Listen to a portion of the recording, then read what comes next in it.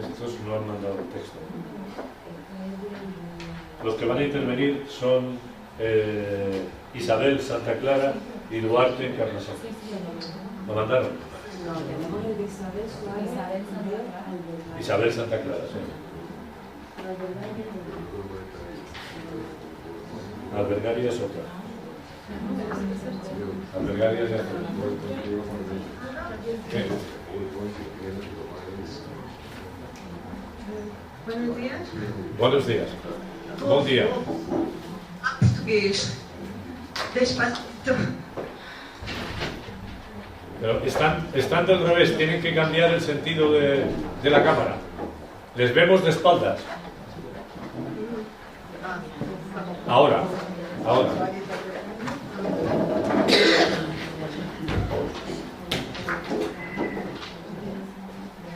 Bom dia.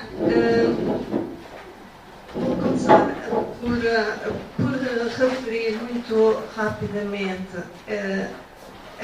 uma questão que se coloca sempre que falamos de artes nestas ilhas no meio do Atlântico, que é a questão da arte e periferia, que por vezes é muito rapidamente usada como algo que é apenas um subproduto, não é? da arte do reino ou do continente europeu, mas a verdade é que quando olhada com atenção nos permite descobrir muitas das nuances, não é? das relações entre os centros e as periferias, questões complexas de dinâmica, de diálogo, que nem sempre são questões de subordinação, não está a passar que nem sempre são questões... Isabel, disculpa, ¿van a poner ustedes un PowerPoint? Sí, sí. Porque no lo estamos viendo. ¿Están viendo el PowerPoint? No, no lo estamos viendo. Un momento. ¿Está? No.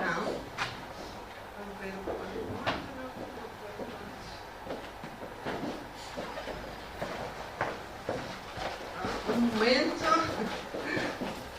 A ver se está a passar.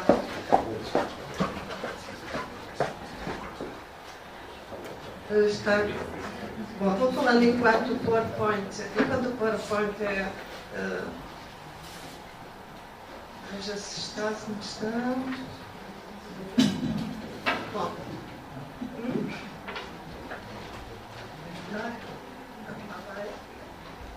Ele estava a funcionar. Bom, estava a dizer então que sobre estas questões das relações com as periferias há um texto de Carlo Ginzburg que nos dá muitas informações em relação a esta questão. Eu, como estou a falar em português, mandei já para os alunos um texto um texto mais desenvolvido e uma bibliografia. A ver se conseguem agora. Estão a ver o PowerPoint agora?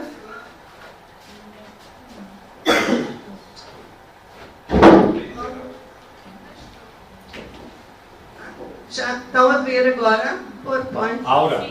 Bueno, ahora sí, ahora. Agora sim? Sí. Bom, então, atenção às artes no arquipélago da Madeira.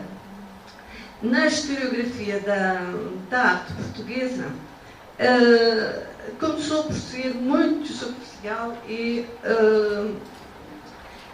apenas a partir dos anos 40 do século XX ligada àquilo que eram as épocas de ouro, as épocas áureas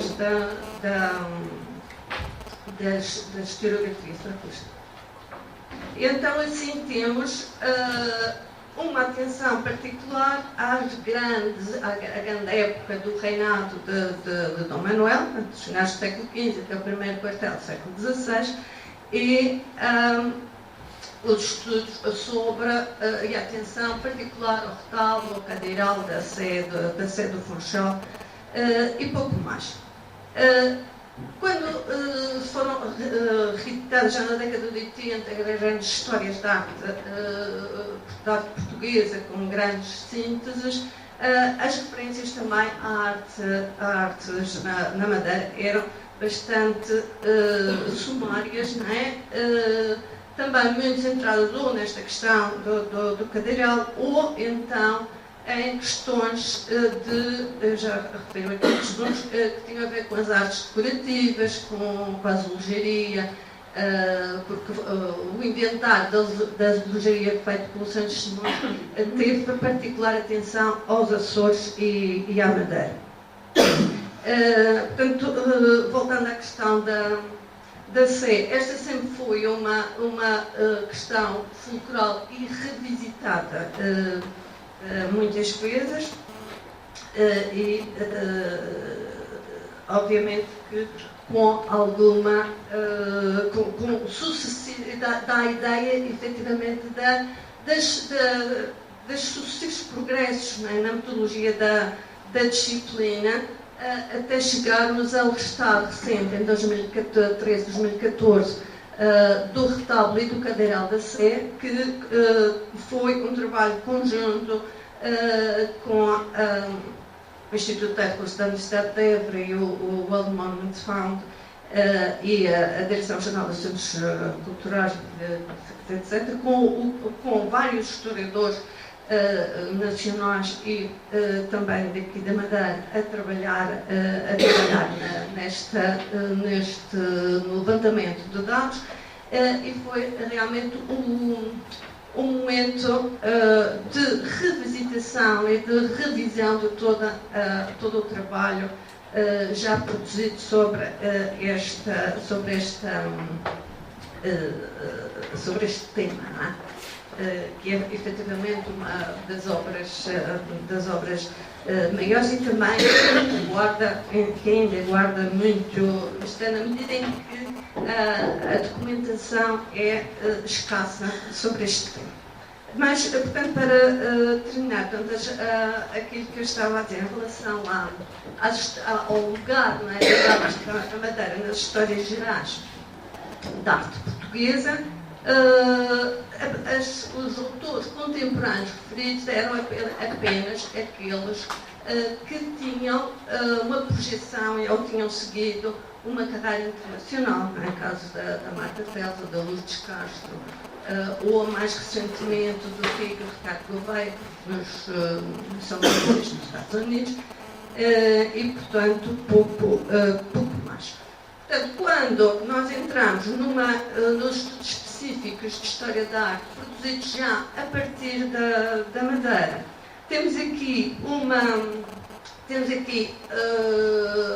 primeira abordagem no início do século XX, com a criação, portanto, com um grupo que faz uma espécie de dicionário, que foi o dicionário madeirense, mas que não tinha entradas históricas para a arte, embora tenha informação acerca da fundação da Igreja de Conventos.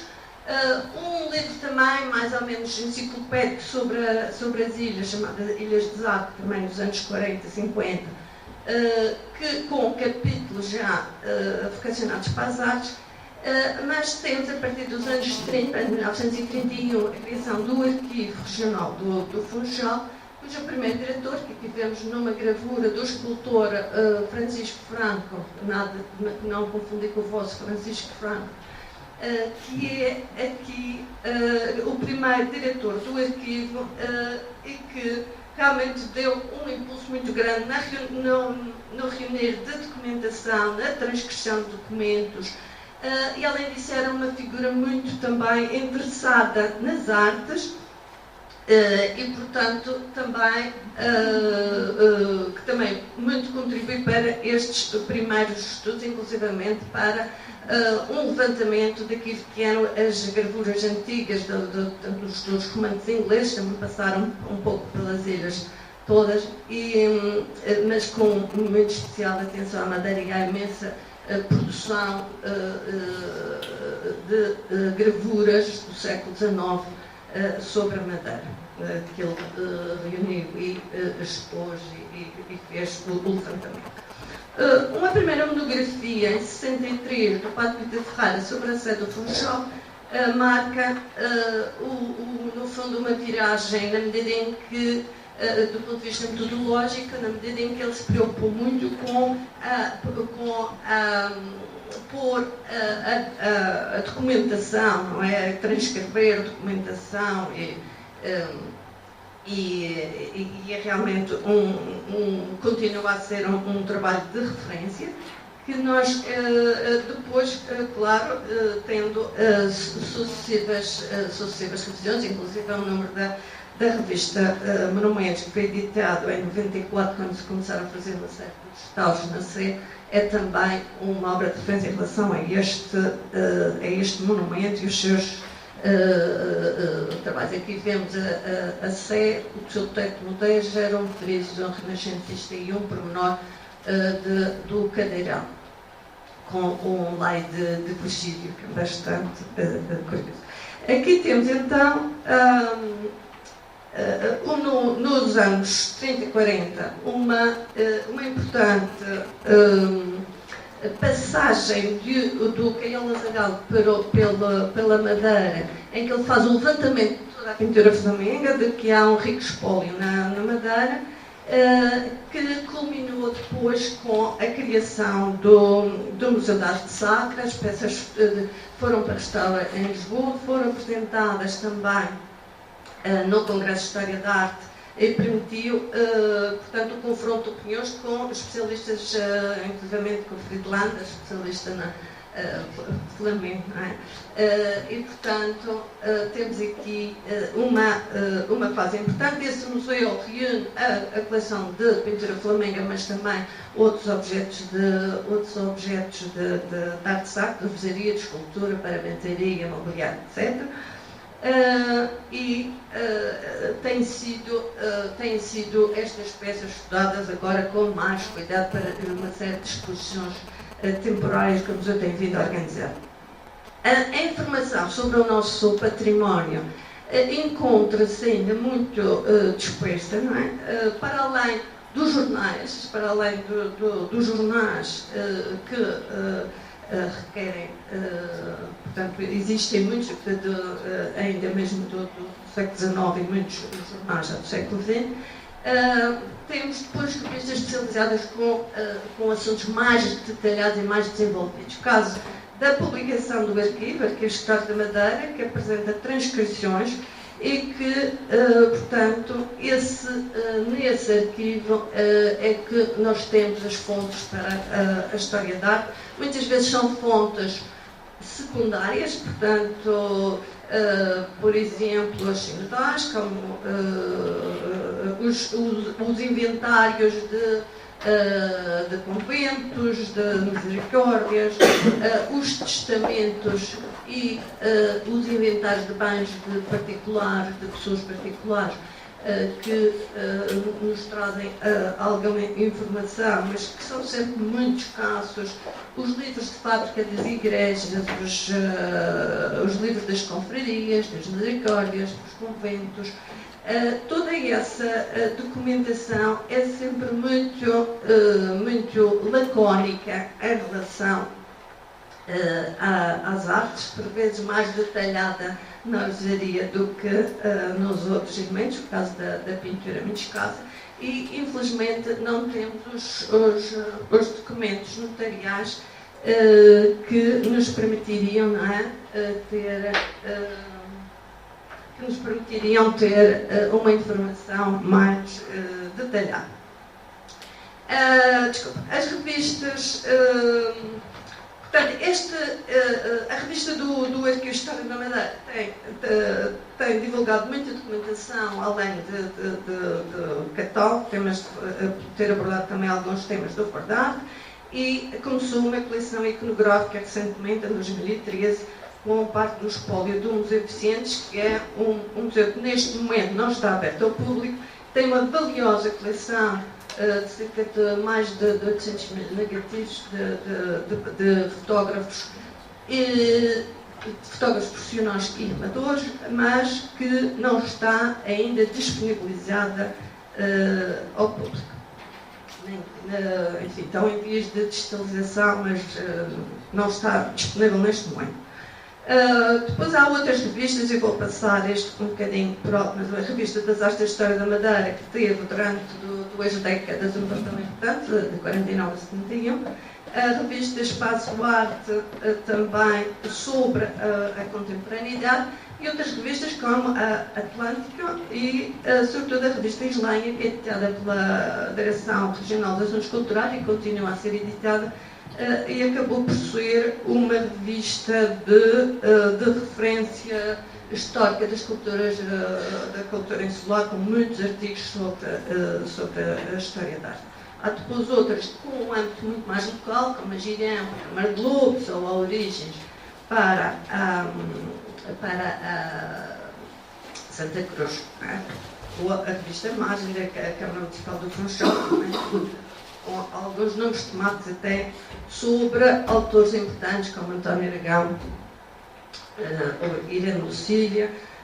Para a parte mais das artes, da música e da etnografia, temos a revista Charabanda, e de âmbito mais virado para a arqueologia, temos então a Caixa. Portanto, isso está depois no texto que eu vos falar. A Direção Regional dos Assuntos Culturais iniciou na década de 80 uma inventariação do património, e existe hoje uma vasta documentação sobre o património construído e sobre o património móvel também, que está disponível na divisão de património dos assuntos culturais, portanto pode ser aí consultado. Há também esta questão da inventariação do património, que é uma questão fulcral. Por exemplo, falta uma sistematização no que diz respeito à inventariação, por exemplo, do património da Diocese, porque isso é iniciativa da própria Diocese e, portanto, não tem sido feita com disponibilização, não é? Com disponibilização ao público e ou pelo menos aos historiadores. Portanto, há estudos sobre o património religioso, mas mais pontuais. A criação do Centro de Estudos de História do Atlântico, em 85,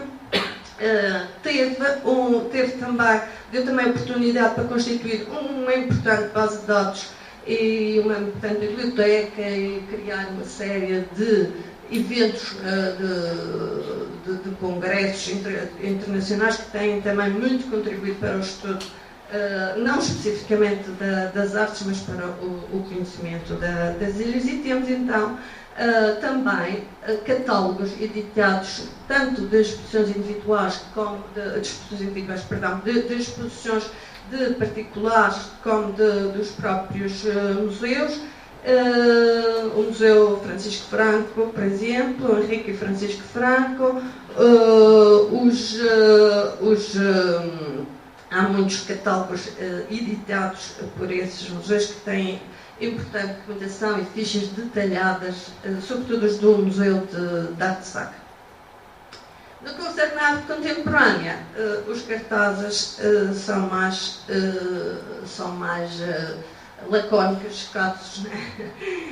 Mas já referirei, portanto, daqui a pouco alguns deles. No contexto, é claro que depois a investigação que tem sido feita no contexto universitário,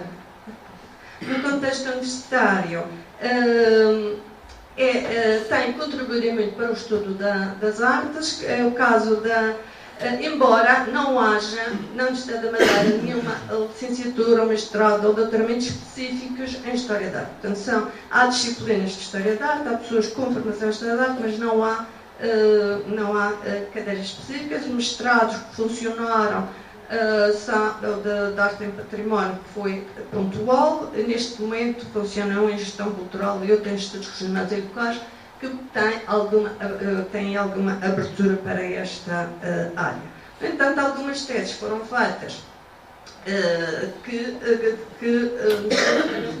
importantes avanços, casos, a tese do Carlos Valente sobre as artes plásticas na Madeira no século XX, ou uma tese, por exemplo, sobre um pintor do século XIX, Joaquim Leonardo da Rocha, tese sobre o Rigo, sobre a arquitetura, que deixarei depois para o colega que falará da arquitetura, ou sobre a talha, ou ainda sobre a talha, e ainda de tese sobre a pintura maneirista, que fez um levantamento de toda a produção que tem a ver com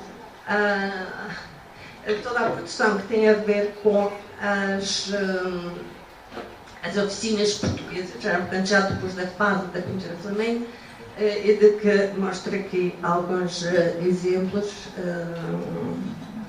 este pormenor do anterior, esta antes e depois do pormenor, depois do restauro, portanto, que são peças que estavam praticamente por estudar, e que esse levantamento permitiu portanto, no fundo, reunir e sistematizar todo este período do maneirismo. Uma outra tese sobre a pintura barroca da Rita Rodrigues também fez um levantamento exaustivo daquilo que é a pintura do século XVII e XVIII. Vemos aqui também alguns exemplos. E em relação à arte contemporânea, isto já não. Desculpa, eu vou voltar aqui um bocadinho atrás para referir a um outro professor da universidade que teve também tem muito trabalho publicado, que é o professor Rui Carita, que fez um trabalho sobre uma tese sobre a arquitetura militar, mas depois tem monografias sobre a igreja do colégio, que aqui vemos, sobre uma igreja política, sobre a sede do Funchal, e vários volumes de História da Madeira, para além da base de dados que falarei a seguir na questão dos recursos online. Queria só mostrar aqui alguns dos catálogos de arte contemporânea que corresponderam às exposições que fizeram um levantamento, não é, ao balanços da arte contemporânea, este, Pintados de Artes Plásticas na Madeira, em 2002, o Horizonte Malo, em 2008, e estes Horizontes Insulares, que reuniu, portanto, iniciativa que partiu de Canárias e que devem os alunos de Canárias conhecer esta edição e este projeto, não é? Quanto a... Isabel, sí. Disculpa, pero no le vas a dejar tiempo a tu compañero para intervenir, porque vuestra intervención termina a las 11:15. Sí. ¿Y Azores cómo hacemos? Azores comenzará a las 11:15. Sí. Por lo tanto, tienes... Tengo 5 minutos más. Sí, para pero mí. negócialo con tu compañero. Sí. Tienes que hablarlo con tu compañero. Sí, voy a llamar a mi compañero. Entonces voy a terminar e passar a minha companheira. Portanto, os recursos online têm no documento que eu vos enviei, portanto, poderão muito rapidamente só passar assim as imagens, e no documento que vos enviei têm também as linhas de investigação. Pronto, passo ao companheiro.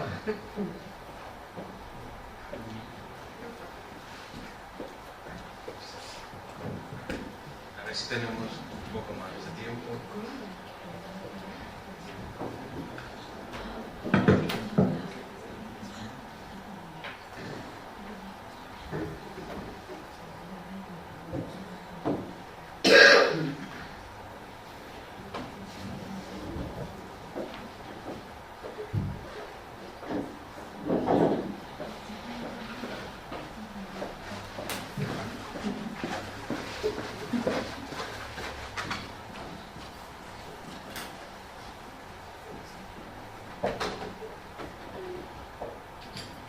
Buenos días.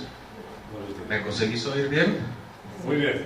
Sí, y la imagen de PowerPoint también se ve, ¿no? Sí, muy bien. Muy bien. Bueno, me gustaría... El texto es un poco largo. Voy a intentar hablar un poco de la escultura pública en el archipiélago de Madeira entre los siglos XX y las recientes aportaciones. Una gran pregunta que siempre se me propone es la existencia, si hay una posibilidad para un arte público insular desde una visión contemporánea. Bueno, definimos nuestro ámbito desde los primeros años del siglo XX y la actualidad, y podemos encontrar que las representaciones escultóricas en el espacio público de la isla, y exclusivamente Funchal, pasan sobre todo por encargos de retratos miméticos y de carácter naturalista. Al contrario del territorio peninsular portugués, el archipiélago de Madeira no tendrá monumentos conmemorativos como los que se encuentran en las plazas de la capital o en las principales ciudades del país. Evidentemente, si nos referimos a finales del siglo XVII y herencias tan tardías de un gusto neoclásico, como por ejemplo en esta estatua ecuestre de Machado de Castro dedicada a don José I. Podemos aún ver el ejemplo del monumento romántico dedicado al poeta Camões, el poeta luso por Víctor Bastos en 1867, o todavía un monumento dedicado a don Pedro IV que se encuentra en Rocío, con fechas de 1870 por dos escultores, un escultor francés, Elie Robert, y el arquitecto también francés Daviau. La isla no conocerá este tipo de construcción anclada y simbólica que señala los lugares en la semántica de la ciudad, y en esto referimos el uso de la escala monumental hasta las primeras 3 décadas del siglo XX. Hasta este entonces no podremos evocar pequeños monumentos en territorio isleño, y encontramos un primer monumento dedicado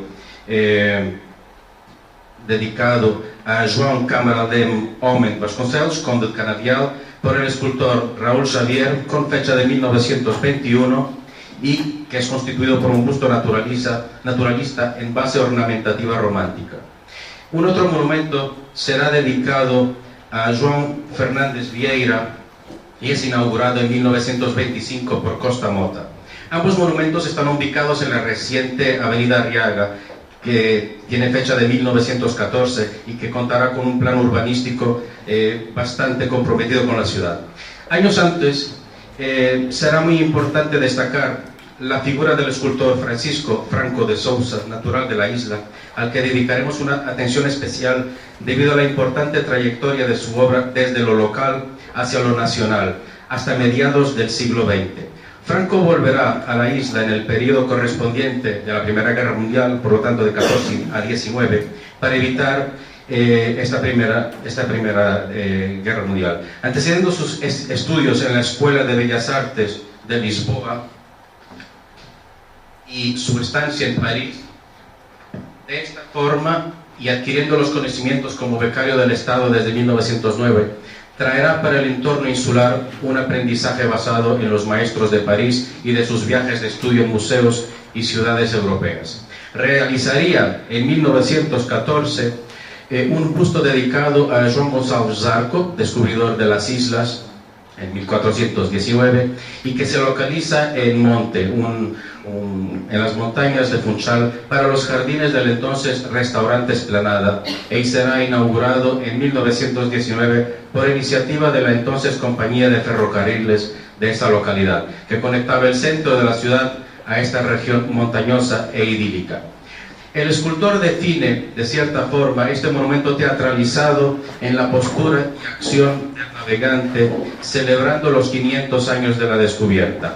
Zarco despertó gran interés en Franco, realizando varios bocetos y baquetas que posteriormente llevarán al monumento que definirá gran parte del siglo XX en la escultura pública portuguesa.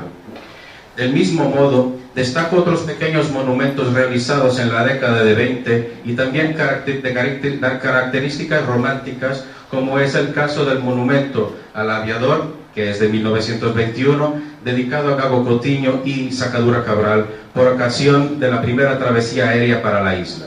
En este contexto, el gobierno militar se decreta en 1926 y con la Primera República termina el siglo XIX que se eternizaba y se propagará una mentalidad anacrónica. La sociedad portuguesa del Estado Novo no podía producir una cultura europea. Para el historiador José Augusto França, los años 20 enterraban a los años 10. La participación de Portugal en la Primera Guerra Mundial proporcionará 2 ataques a Funchal por bombardeos de submarinos alemanes. Un primero en el día 3 de diciembre de 1916 y el segundo en diciembre de 1917. Ante estos hechos se proporcionan condiciones para la construcción de 3 monumentos conmemorativos dedicados a las víctimas. El primer monumento, realizado por el escultor Francisco Franco e inspirado sobre los hechos, es inaugurado en 1917 y define una línea de continuidad con la escultura de Rodin, El hijo pródigo, de 1905. Asimilada en pleno contexto romántico, surgirá también un segundo monumento dedicado a la paz, inaugurado en 1927, como resultado de una manifestación popular y religiosa por la devoción subyacente a la fe para el término de la contienda. Como promesa de paz para la construcción del monumento a la Virgen de la Paz, particularmente interesante e intensa construcción colectiva realizada por los habitantes de la isla. Dicho monumento ha sido erigido en Fonte da Telha ao Terreiro da Luta, siendo considerado en su época como el mayor monumento de la isla. El tercer monumento que contamos en este contexto es un monumento dedicado a los muertos de la Gran Guerra e inaugurado apenas en 1952, que mantiene la tradición de la estela funeraria u obelisco en la conmemoración de los...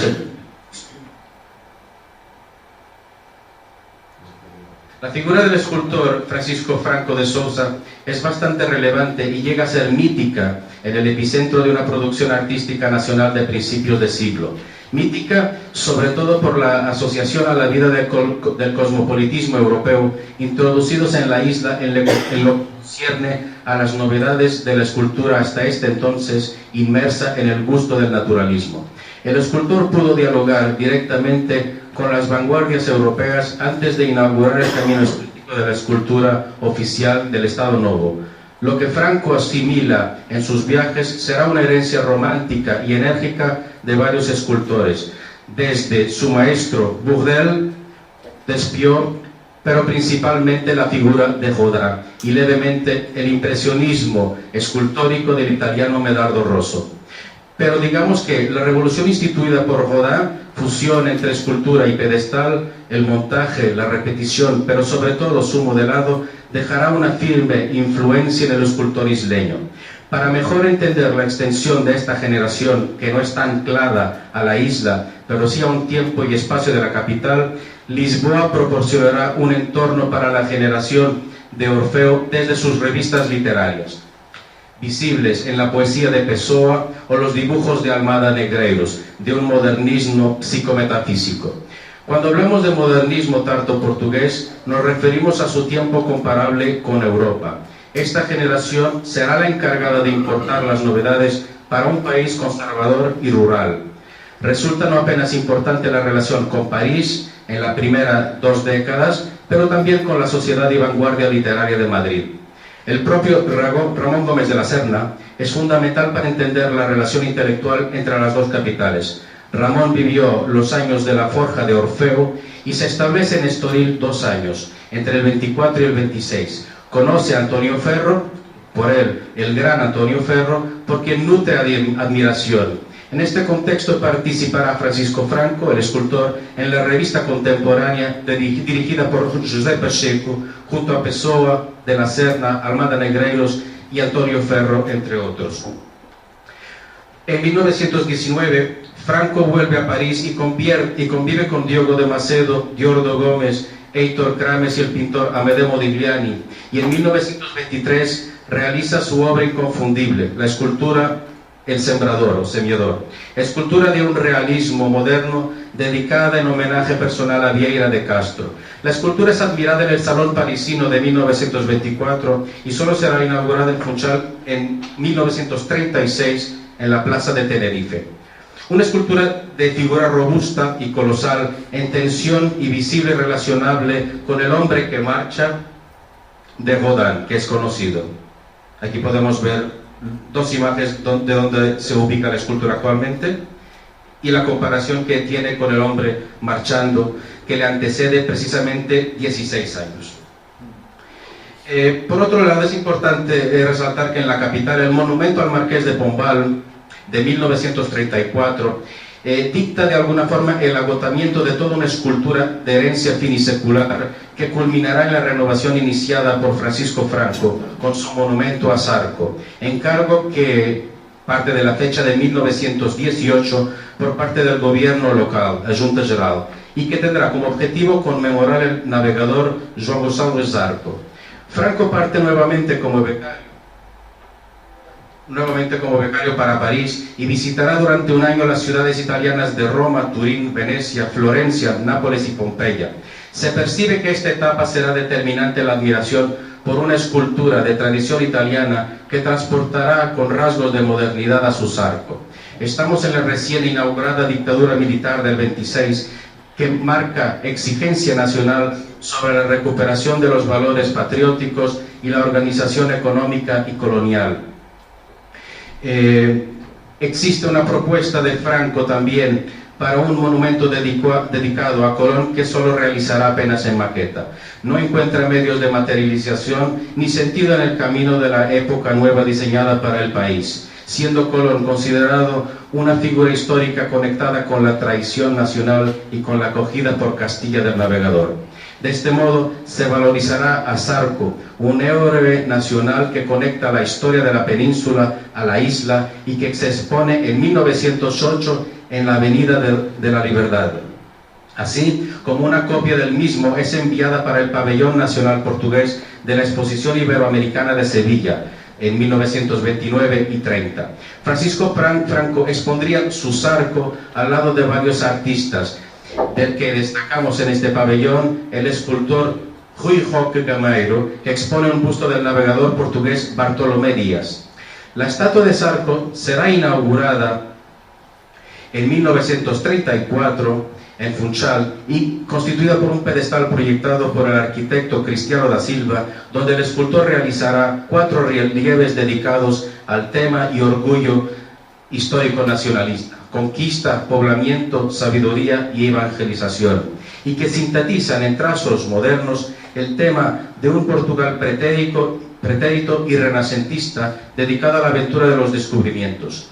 Este monumento tiene la función de subsanar también relaciones y tensiones políticas en esta época.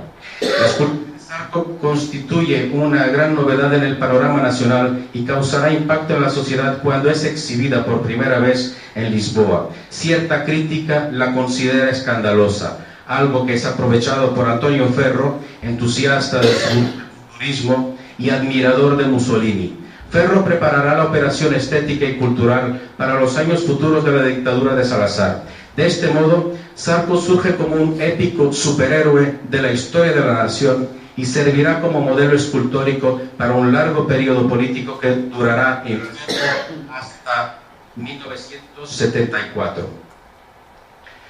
Para el historiador Jean-Auguste France, la problemática de Zarco no pasaría por el realismo moderno, pero por un naturalismo clásico, dada su rara incoherencia en la lógica temporal, por lo tanto, de grave anacronismo. Según Artur Portela, si Franco, en Rodin y en el contexto cosmopolita, se dedica a un realismo moderno, él articulará ese realismo moderno con la expresión medieval de los primitivos, desde Rodin a Uccello y a Piero della Francesca. Estaba encontrada así una línea que coherentemente pasaría por Nuno Gonçalves, el conocido pintor del Renacimiento portugués. La estética de orden y control alegórico destinada a la pedagogía de un pasado que se subraya como heroico e histórico hace una llamada al concepto de raza y de los costumbres populares. En este sentido ideológico será creada la cultura de un pueblo. Esto es aportado desde la figura de Salazar, pero sobre todo desde una estratégica visión informada sobre las vanguardias del principio del siglo por Antonio Ferro, que bien conoce a los artistas. En este contexto, Franco es el escultor de la estética a ser utilizada como de régimen, el escultor modelo de Salazar, como se puede testimoniar en esta fotografía, acompañado por Ferro y realizado el conocido busto del estadista que se expone en nuestros días en el Museo Enrique y Francisco Franco de Funchal. Esta estética de régimen se ha dado a conocer internacionalmente a través de una estatua realizada también por Francisco Franco, la conocida figura de Salazar con traje académico como catedrático, presentada en la Exposición Universal de París del 37. El sarquismo o la fundación del nacional historicismo desde esta estética, por otro lado, formará varios escultores como es el caso de Leopoldo de Almeida o Antonio Duarte, que con sus diferencias también serán autores singulares. Desarrollan toda una temática relacionada con el mundo portugués, anclada en los valores de la patria. De este modo, se conoce al tiempo de la escultura de Estado Novo como la edad de oro de la escultura nacional. Los temas nacionales e históricos desarrollados a cargo de estos artistas recibirían la irónica designación de escultura por Augusto França, basada en un juego de ortografía, cambiando la C por la K. Esto porque en portugués K se dice capa, criticando las esculturas de capas y de cascos que existen esparcidas por todo el país. Ejemplo de ello lo representa Leopoldo de Almeida, donde destaca un grandes descubrimientos de construcción efímera en 1940 y nos ilustra una extensión natural del sarquismo en el contexto de la importante exposición internacional del mundo portugués en Lisboa. Sería construido en material en 1960. En los 60, Portugal vive una atmósfera disonante con el resto de Europa. El país vive cerrado sobre sí mismo, con parte de los artistas que se dedican clandestinamente a un arte más libre o a la inmigración, al contrario de los artistas oficiales que trabajan sobre los motivos impuestos de la dictadura. Es representativo el modo de trabajar los temas ya en un periodo de plena decadencia, porque estamos en los años 70 y esta tendencia perduraría en el tiempo a través de los encargos y de un gusto que no potencializa la autonomía de la escultura en el llamado campo expandido si la comparamos con otros escenarios europeos Duarte, o sobre todo con los Estados Unidos. Disculpa, tienes 5-10 minutos. Bueno, pues lo voy a intentar resumir con las imágenes apenas. Me gustaría también sobre todo destacar ahora en el panorama isleño algunos autores que han tenido una gran importancia, desde Antonio Aragão, con un monumento que se realizó en 1960 para la isla de Porto Santo y dedicado a los descubrimientos. Es importante ver cómo en este monumento se trabaja sobre todo el dibujo, no se habla de una escultura de bloque. También un ejemplo dedicado a la escuela Francisco Franco, hoy en día con este nombre, un panel de relieve dedicado a las artes y oficios, ya que esta escuela se dedica plenamente también a la área de las artes visuales.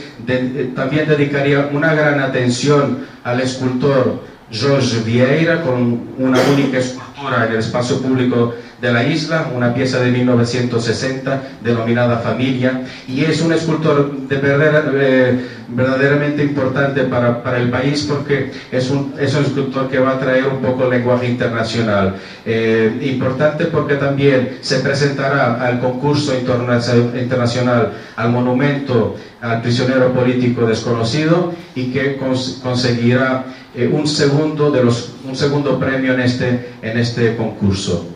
Destaco sobre todo, y no tengo mucho tiempo, pero me gustaría hablar más sobre la figura del escultor Amandio de Sousa, que aquí se dedica gran atención y relieve. Una escultura dedicada al fútbol, o la primera vez que se jugó fútbol en 1875, y que se sitúa también en Madeira, en la provincia de Camacha.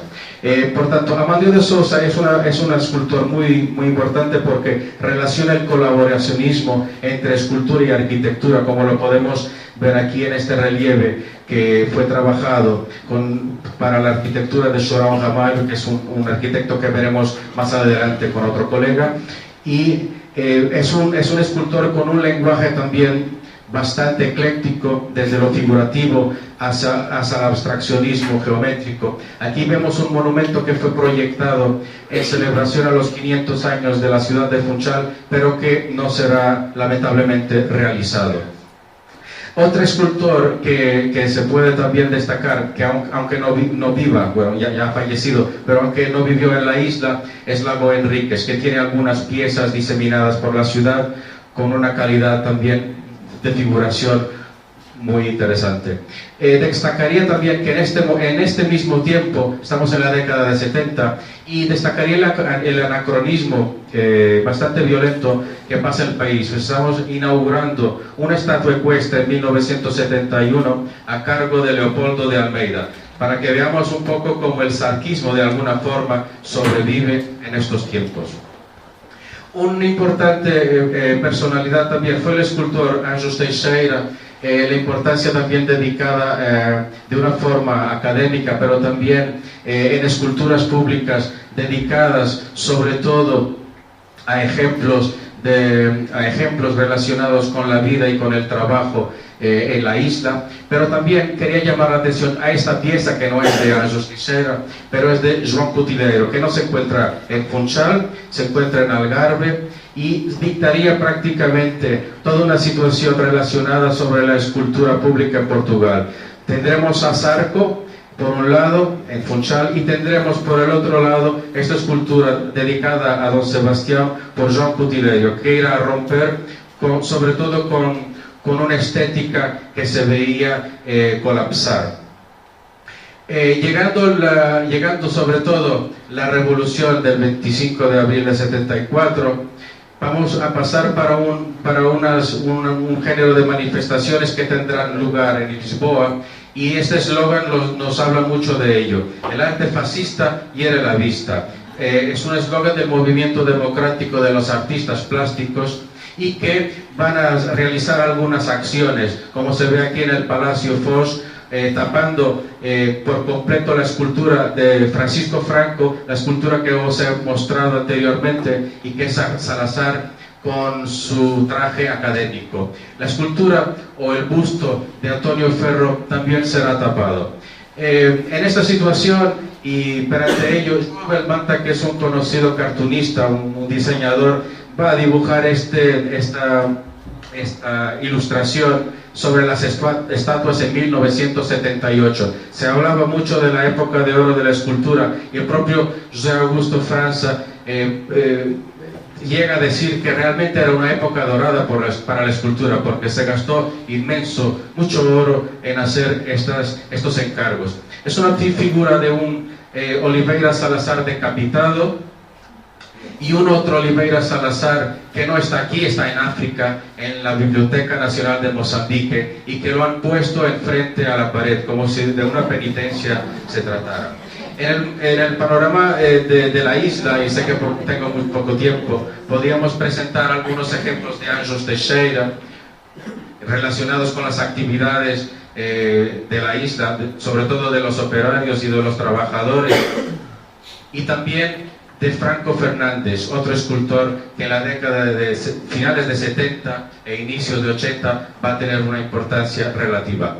Destaco aquí el monumento a la autonomía de Madeira de 1987. Estamos en un contexto ya completamente diferente, porque se habla de la autonomía política, administrativa y económica de la isla. En este contexto será muy determinante la figura del escultor Ricardo Velosa, como vemos aquí, y también de otros escultores, como es el caso de Manuel Araña, para este monumento a la paz y a la libertad de 1988.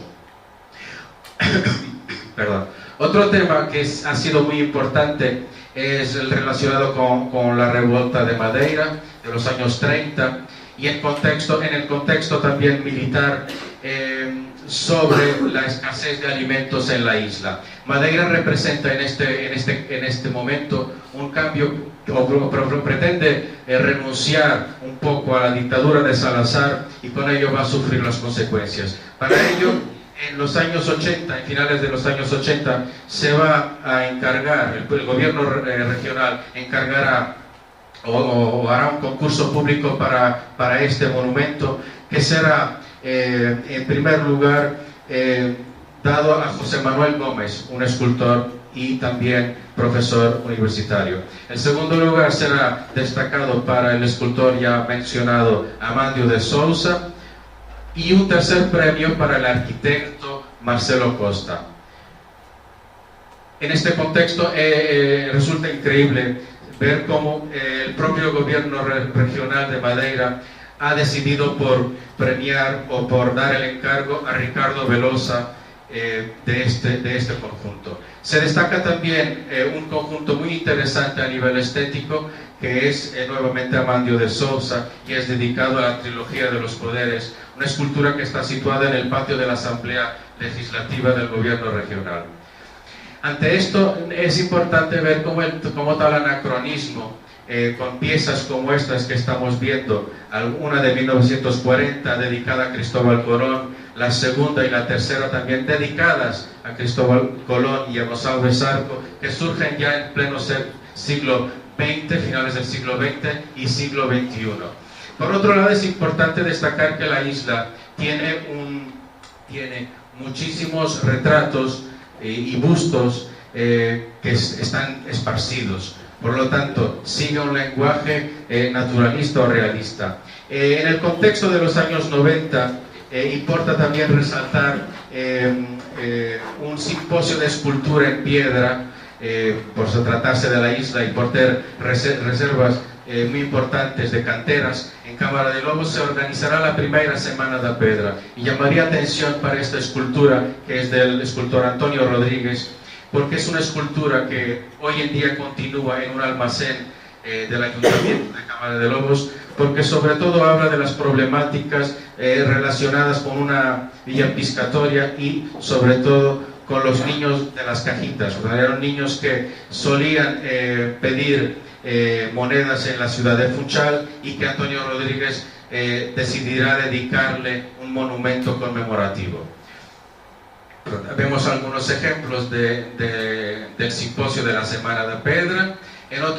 Por otro lado, la propia ciudad de Funchal va a destacar algunos escultores por invitación para hacer en la avenida do Mar una especie de parque temático relacionado con la escultura local, y donde podemos destacar ejemplos de Celso Caires, de Antonio Rodríguez o también de Silvio Cro. Ahora, para terminar, y seré breve, para destacar algunos acontecimientos trágicos en la isla, como se trata de la aluvión de 2010, el 20 de febrero, algunos artistas realizaron de forma más libre algunos monumentos conmemorativos, como es el caso nuevamente de Amandio de Sousa, un monumento conmemorativo dedicado al 20 de febrero, y existe un panel memorial a las víctimas de esta tragedia en el Mercado dos Labradores por parte del artista Paulo Neves. También en relación a los trágicos incidentes de los incendios en Madeira de 2012, como vemos en estas imágenes, existirá por parte del artista Rico 23, que ya ha sido mencionado por Isabel Santa Clara, un monumento realizado con las personas que trabajan en el parque ecológico, y que harán una especie de monolito efímero, porque no representaba las mínimas condiciones de seguridad para que él se perdurara en el tiempo.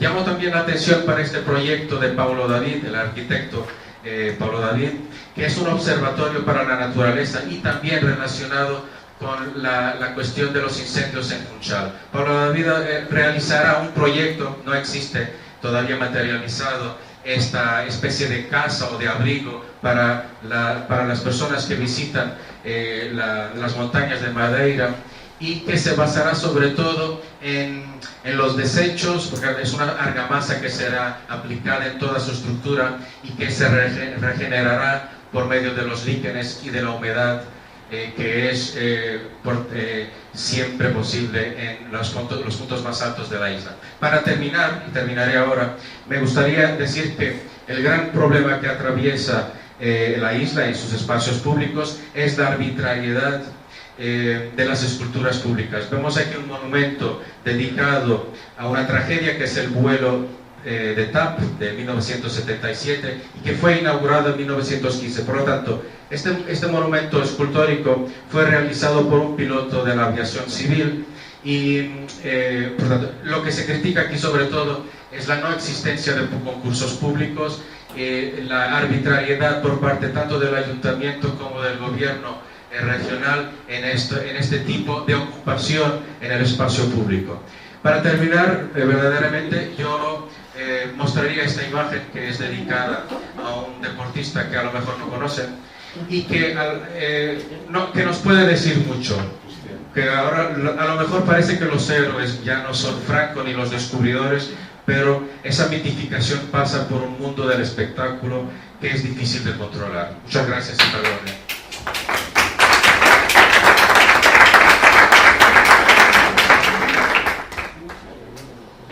Si alguno de ustedes, muchas gracias, Duarte. ¿Quieren hacerle alguna pregunta?